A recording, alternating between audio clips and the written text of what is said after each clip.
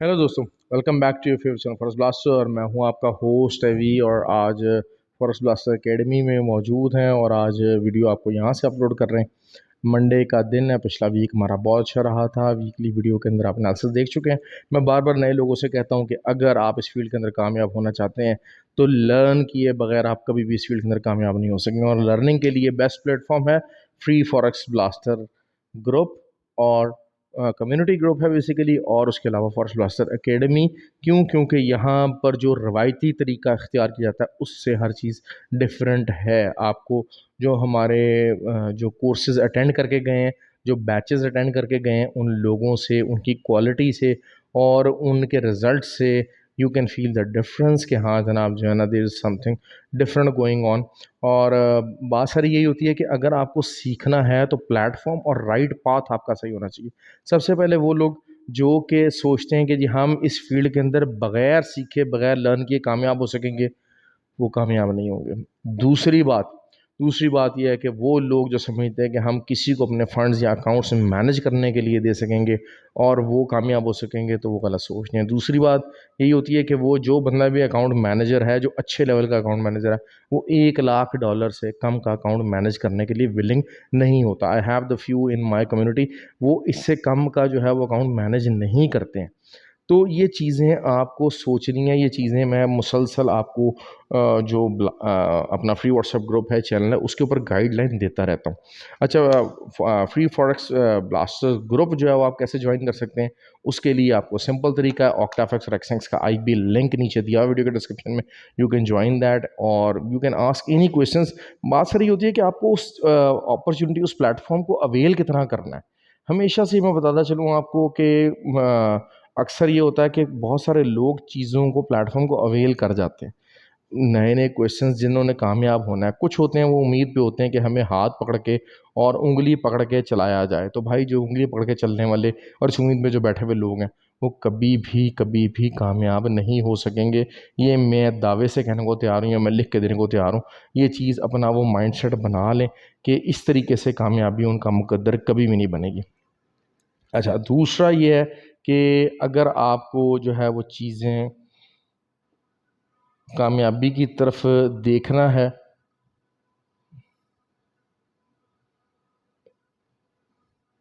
अच्छा दूसरा ये होता है कि अगर आपको जो है वो कामयाबी की तरफ देखना है, चीज़ों को लर्न करना है, आगे बढ़ना है, तो उसका क्या तरीका होगा। उसका तरीका है लर्निंग। 27th को बेसिक कोर्स जो है वो एडअप हो रहा है, बेसिक, एडवांस, फंडामेंटल्स और फिर ट्रेडिंग लैब फैसिलिटी। ये सारा कुछ इस फॉरेस्ट ब्लास्टर अकेडमी के अंदर किया जाता है। ये हम लोगों का माइंडसेट है कि आपको इस तरीके से पढ़ाया जाए और इस तरीके से सारे सिलसिले किए जाएंगे। कहने का मकसद क्या है असल में। अब मंडे की बात आ जाती है। मंडे को क्या दिन रह सकता है। सबसे पहले स्टार्ट करते हैं जी गोल्ड से। गोल्ड अपनी सपोर्ट एरिया है 81 से लेके 84, एक सपोर्ट एरिया मौजूद है। DXY अपनी रेजिस्टेंस, टॉप रेजिस्टेंस है 103, यहाँ पर मौजूद है। देखें, अब अगर 103 को क्रॉस ओवर करना है, मैं थोड़ा बहुत बुलिश ज़रूर हूँ, मैं आपको सीधी में बताता चलूँ कि टूवर्ड्स द DXY, क्योंकि मैं हमेशा से वही बात कर रहा हूँ कि इन द लॉन्गर रन हम ये क्या देखना चाह रहे हैं, रिसेशन के अंदर गोल्ड भी ऊपर जाएगा, सिल्वर भी ऊपर जाएगा और DXY भी ऊपर जाएगा। This is what I am seeing through ना। मेरा अंदाज़ा ये है कि इस तरीके से मार्केट चलेगी। तो DXY को आने वाले फ्यूचर के दिनों में मैं 106 तक जाता देखता हूँ, लेकिन 103 टॉप रेजिस्टेंस है। यहाँ से एक दफ़ा दोबारा रिजेक्शन और फिर सेकेंडरी बॉटम के सेटअप के साथ ये ऊपर जाने का सीन बन सकता है। अच्छा, अब उस सिनेरियो को देखते हैं तो गोल्ड यहाँ से ऊपर जाना चाहिए। 1902 का एक लेवल, 1994 का एक चैनल ज़रूर बन रहा है, लेकिन बहुत इंपॉर्टेंट वीक है। मंडे वाले दिन कोई एज सच कोई हाई इम्पैक्ट डाटा नहीं है, तो डाटा इज़ नॉट देयर। और हमेशा से मैं बताता चलूँ कि फंडामेंटल्स जो होते हैं ना, वो मार्केट को डिराइव करते हैं। तो मार्केट मंडे वाले दिन इसी एरिया के अंदर 1981 को पे अगर आपको सपोर्ट नज़र आती है वहाँ पर, क्योंकि ये 84 से 81 एक सपोर्ट एरिया, और यहाँ से क्योंकि उसके बाद अगला सपोर्ट एरिया शायद 71 के ऊपर है, 1917 के ऊपर। तो और ऊपर से रेजिस्टेंस जो है वो इस टाइम के ऊपर 96 97 की रेजिस्टेंस काफ़ी तगड़ी बन चुकी है 1996 इंट्राडे पॉइंट ऑफ व्यू से।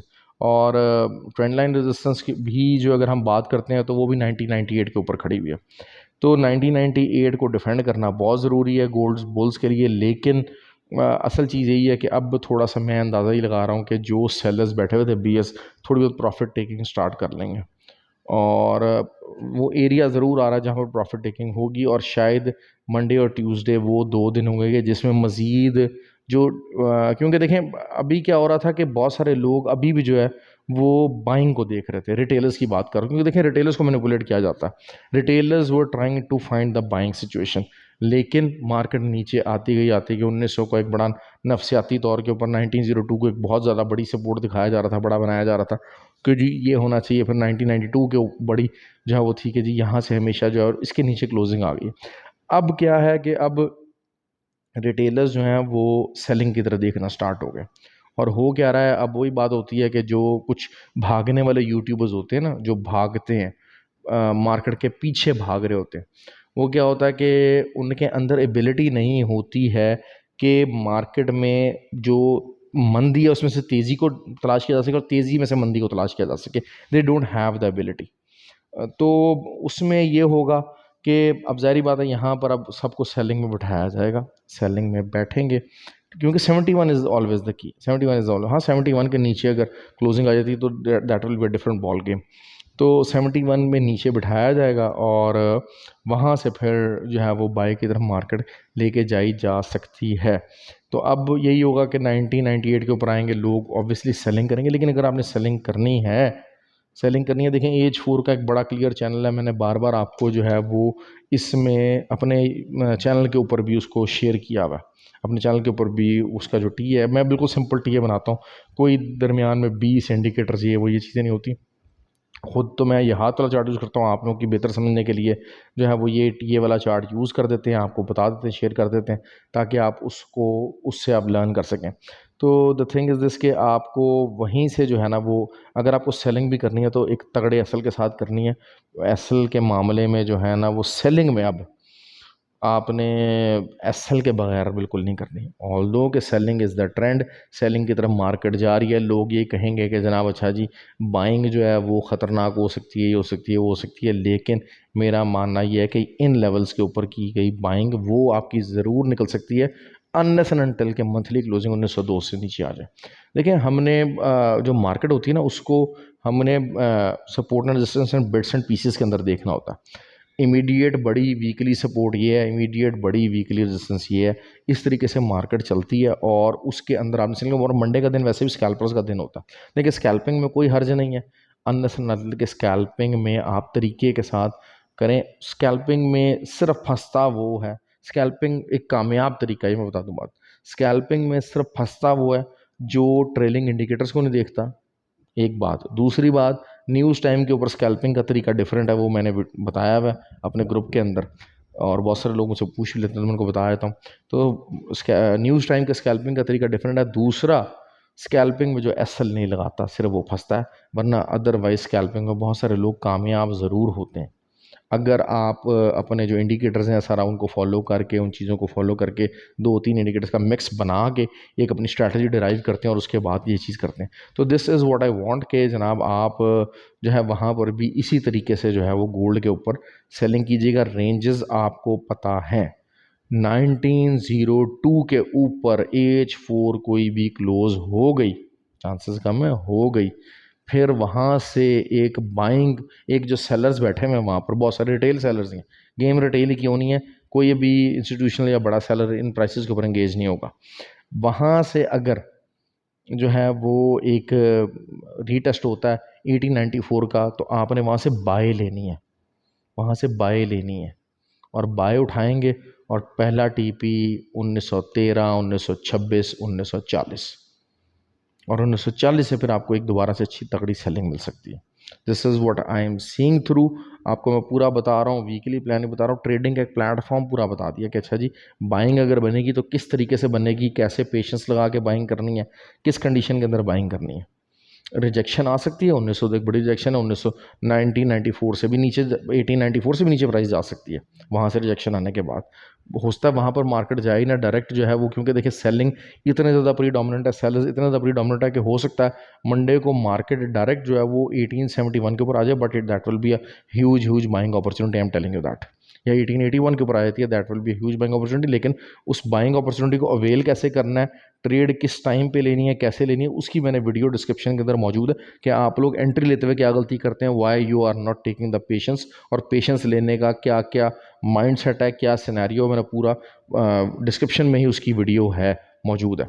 अच्छा जी, GBP USD, GBP USD भाई बाइंग के अंदर जाने के लिए पूरी तरह तैयार खड़ा है। मैं बता दूं आपको बात, 103 DXY है, वहाँ से इसके नीचे आने के चांसेस हैं, काफ़ी ज़्यादा है नीचे आने के चांसेस, वहाँ रिजेक्शन पकड़ेगा, एटलीस्ट अच्छी खासी मंडे को रिजेक्शन पकड़ सकता है।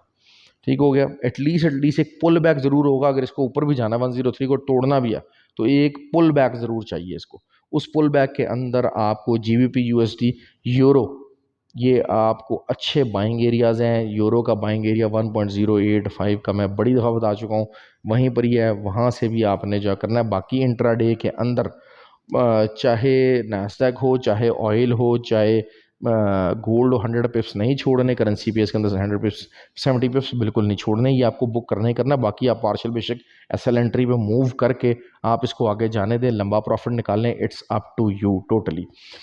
अब आ जाते हैं जी नैस्डैक की तरफ। नैस्डैक की रेंज मैंने वीकली बताई हुई है। नैस्डैक को इस टाइम के ऊपर जो है वो एक थोड़ा सा पुल मिल सकता है, DXY डाउन जाता है तो पैसा थोड़ा बहुत नैस्डैक में और जो है उसमें आता है। काफ़ी लंबा नीचे चला गया, थोड़ा सा मेरा एक्सपेक्टेशन यही थी कि ये 700 की जो नफसियाती एक लाइन है 14,700, उसको सपोर्ट बनाएगा, नहीं बना सका, कल बना लेगा, कल बना लेगा। लेकिन आइडियल सिनेरियो यही है कि अगर आपको 14,750 से लेके 14,850 के दरमियान में अगर मिलता है तब आप सेलिंग कीजिएगा। अर्ली सेलिंग में मत इन्वॉल्व होइएगा, मैं बता रहा हूँ आपको बात। हाँ, ऑल दो longer run 14,400 is the target जो कि यहाँ पर रहेगा, लेकिन इस रेंज के अंदर, इस रेंज को काफ़ी अरसे तक मार्क जो नैस्डैक है वो फंसा रह सकता है। क्यों? क्योंकि फंडामेंटल एज सच नहीं है। हाँ, जो कि US प्रेसिडेंशियल इलेक्शन की जो खिचड़ी पक रही है उसके मुताबिक कुछ ना कुछ मार्केट के अंदर डिफरेंट सिनेरियो आ जाए, बिल्ड हो जाए, तो वो उसका कुछ नहीं कह सकता, वो मैं अपडेट दे सकता हूँ बाद में। लेकिन वही बात है सिनेरियो क्लियर होने पर, क्योंकि इंडेक्सेस जो होते हैं ना वो मुल्क की जो पॉलिसीज़ होते हैं उससे बहुत ज़्यादा जो है ना वो उनको फंडामेंटली हर्ट होते हैं, या जो भी उनका इम्पैक्ट बहुत ज़्यादा होता है। तो उस इम्पैक्ट को मैयर करना भी एक आर्ट है। उसके लिए आपको पॉलिटिकल विजन, थोड़ी सी उस मुल्क की political history, political impact, financial impact, ये बड़ा एक ह्यूज काइंड ऑफ कोर्स है ये। मतलब वही बात है, फंडामेंटल का कोर्स बनाने की कोशिश तो कर रहा हूँ, लेकिन अपनी जो लर्निंग और एक्सपीरियंसेस है ना उसको इस बुकिश फॉर्म में लेकर आना, क्योंकि कंडीशन बेस्ड बहुत होता है। फंडामेंटल्स का इम्पैक्ट इतना ज़्यादा कंडीशन बेस्ड होता है कि जिसकी खा देने। और फिर कौन सा, क्योंकि देखें एक तो है कि फंडामेंटल है जो कि आपका कैलेंडर है, उस कैलेंडर का इम्पैक्ट क्या है। अच्छा, कैलेंडर का इम्पैक्ट भी डिफरेंट चैलेंजेस के मुताबिक डिफरेंट है।